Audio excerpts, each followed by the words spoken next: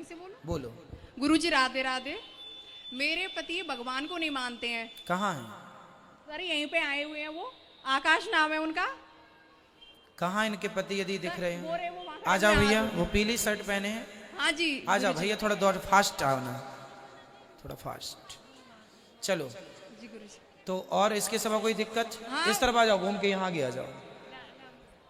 ला वो पति देव से बात कर ले। सब लोग बैठो। मेरी माँ, औरों के प्रश्नों के उत्तर में भी आपके प्रश्नों का उत्तर हो जाता है, और जो सवाल रह जाएं कल पूछ लेना। भैया को आने दो, आ जाओ आगे आओ फटाफट। आइए, बोलिए क्या नाम है आपका? आकाश त्यागी। आकाश त्यागी। भगवान को नहीं मानते हैं, साहब की अर्धांगिनी कह रही हैं। हाँ, पहले नहीं मानता था, लेकिन इनके साथ रह के अब थोड़ा बिलीव होता है। भगवान पे उनसे बात करने दो। भगवान को पे बिलीव क्यों नहीं था?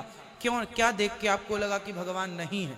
सर ऐसा था कि मैंने थोड़ा स्टडी किया। बिल्कुल खुल के बात कीजिए, नो प्रॉब्लम। जी सर, मैंने जितना स्टडी किया तो मुझे लगा कि अंग्रेजों ने इतना अत्याचार किया, मुगलों ने इतना अत्याचार किया, और हमारी बच्चियों के साथ इतने रेप किए, इतना गंदा किया, फिर भी अगर होते तो वो बचाने जरूर आते। बहुत सुंदर तर्क, अच्छा है आपका। इसलिए मैं नास्तिक बन गया।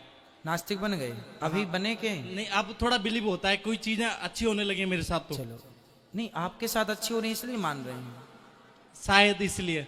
ये तो स्वार्थ हो गया जी सर। कि हमारे साथ जब तक अच्छा होगा मानेंगे, नहीं होगा तो नहीं मानेंगे। जी चलो, फिर भी मैं आपके प्रश्न का उत्तर देता हूँ।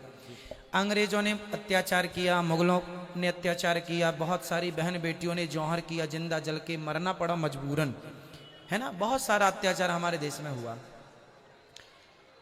एक बात बताइए, जब द्रौपदी की साड़ी खिंच रही थी उस समय आधी से ज्यादा साड़ी तो उतर चुकी थी।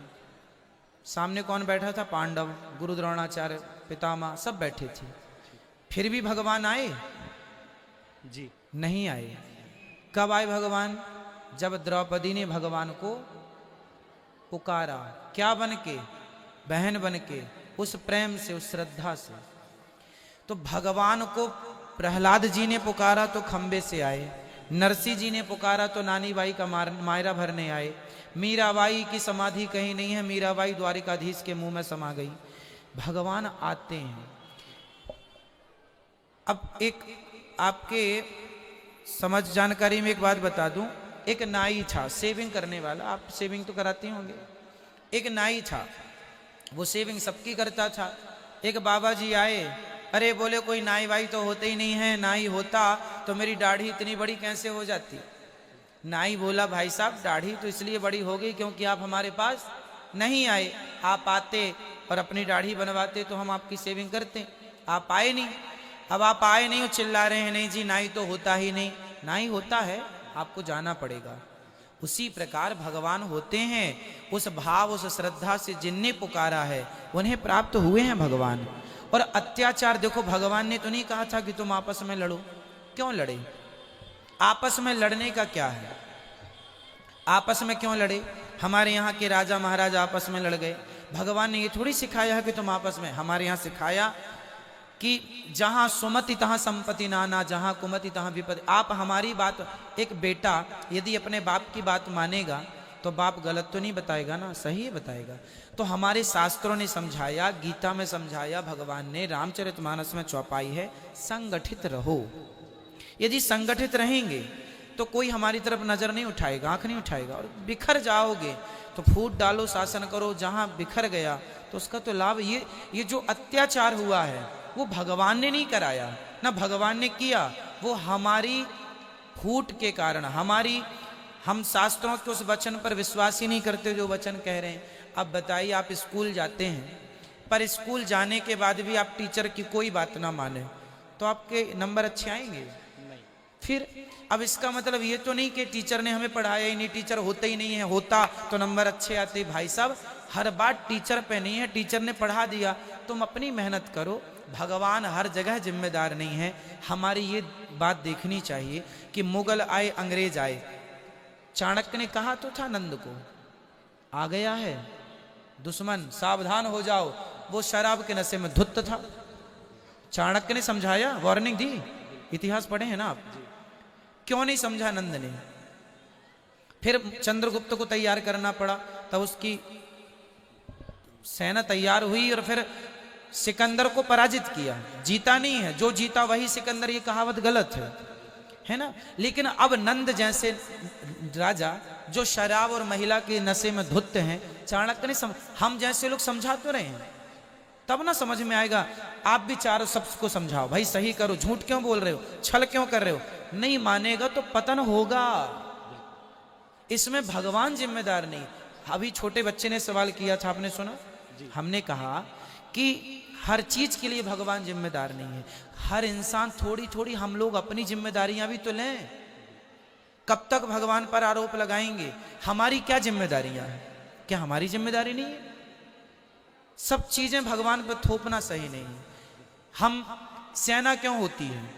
भगवान श्री कृष्ण ने अर्जुन को कहा ना, उठा गांडीव, जहां तुम्हारे पर अत्याचार हो रहा है, संगठन किया, सारी सेनाओं को जोड़ा, खड़ा कर दिया भगवान ने मैदान में।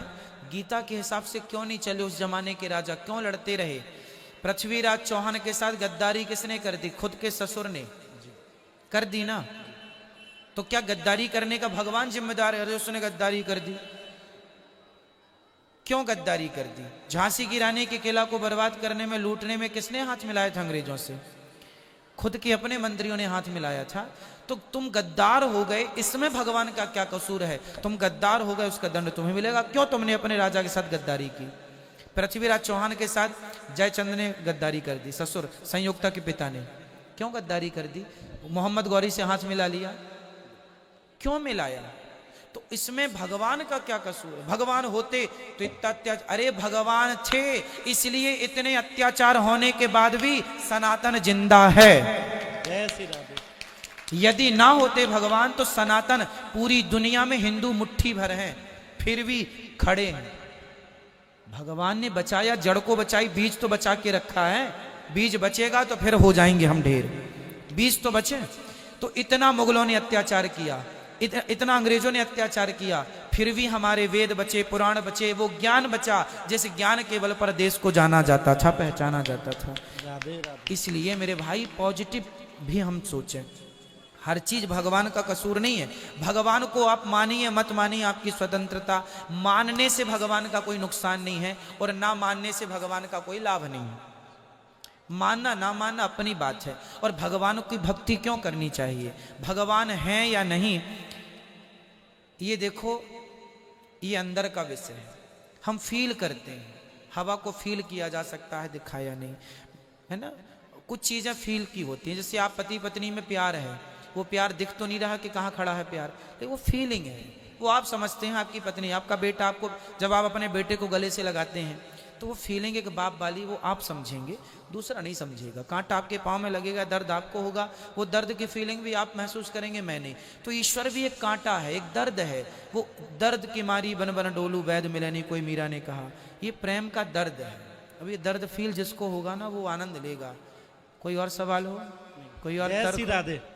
गुरुदेव, ऐसी कृपा कीजिए कि मैं और मेरे पति सदा बांके बिहारी की चरणों की सेवा में लगे ही रहे, ऐसा आशीर्वाद दीजिए गुरुदेव। खुश रहिए। माइक एक बार बात कराइए।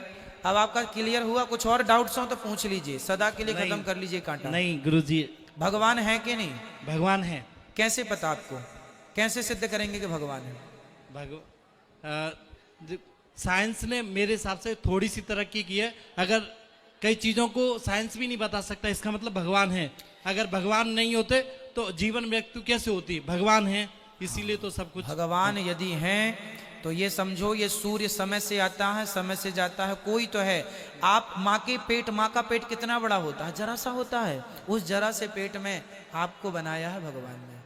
कौन गया था? ना विज्ञान था, ना साइंस था, कुछ भी नहीं था ना। किसने बना? कोई तो है। साइंस कहता है कि ये वस्तु है तो इसे बनाने वाला कोई है। साइंस कहता है कि ये वस्तु है, इसे बनाने वाला कोई है।